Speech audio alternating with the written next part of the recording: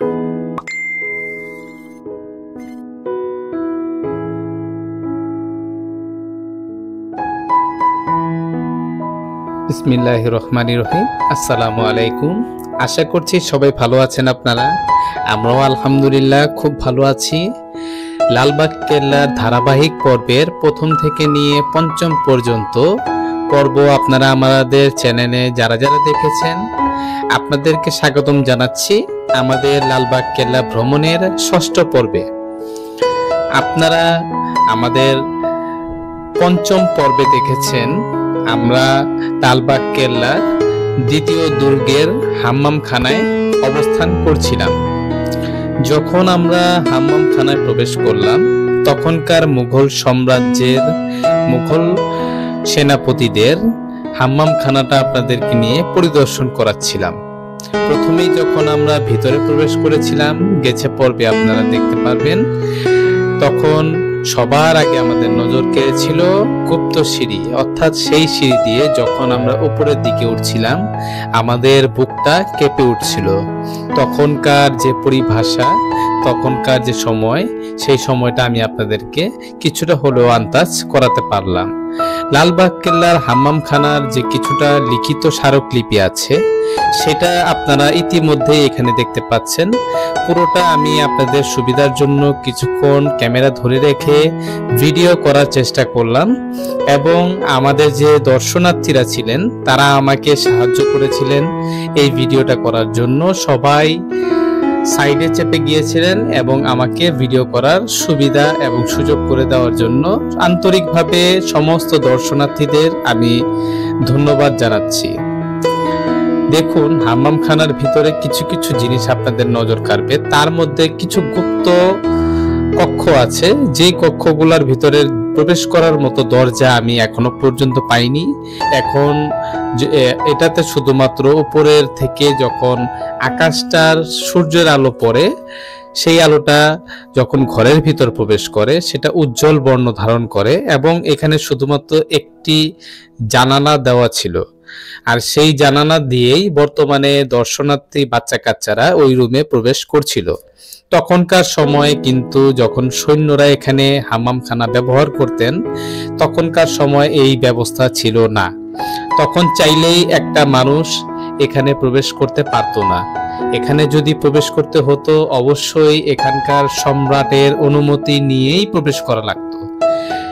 লালবাগ কেল্লা বর্তমানে দর্শনার্থীদের জন্য একটি প্রত্নতাত্ত্বিক নিদর্শন হলেও আপনারা একটা জিনিস সবসময় মনে রাখবেন, এই জিনিসটা কিন্তু এক সময় মুঘল সম্রাটদের একটা জরুরি এবং অতি প্রয়োজনীয় একটা কেল্লা হিসেবে, দুর্গ হিসেবে প্রাধান্য পেত। আমরা আপনাদেরকে নিয়ে লালবাগ কেল্লার যে বিভিন্ন কারুকাজ আছে সেটা দেখানোর চেষ্টা করতেছি। প্রিয় দর্শক, আপনারা দেখতে পাচ্ছেন ইতিমধ্যেই বিভিন্ন যে নকশা এবং খোদাই করা যে ঘরগুলো আপনাদেরকে দেখাচ্ছি, বিভিন্ন মার্বেল পাথর টালি করা বিভিন্ন কালারের যে একটা যুগান্তকারী যুগল পদক্ষেপ নেওয়া হয়েছিল। সেই শত শত বছর আগে এটা তৈরি করা হয়েছে। তখনকার মানুষের বুদ্ধি, তখনকার মানুষের যে জ্ঞান, সেই জ্ঞান দেখে আমরা পর্যন্ত বিমোহিত হয়ে যাচ্ছিলাম। বারবার একটা কথাই মনে হচ্ছিল, একটা জিনিসই দেখতে চাচ্ছিলাম যে তখনকার সময়ের যে মানুষজন ছিলেন এতটা কিভাবে বুদ্ধিমান হতে পারতেন। তাদের থেকে লক্ষ কয়েক গুণ আমরা বেশি পিছনে পড়ে আছি।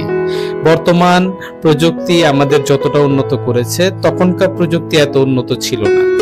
তখনকার সমস্ত কিছু হাতে করে বানানো হয়েছিল।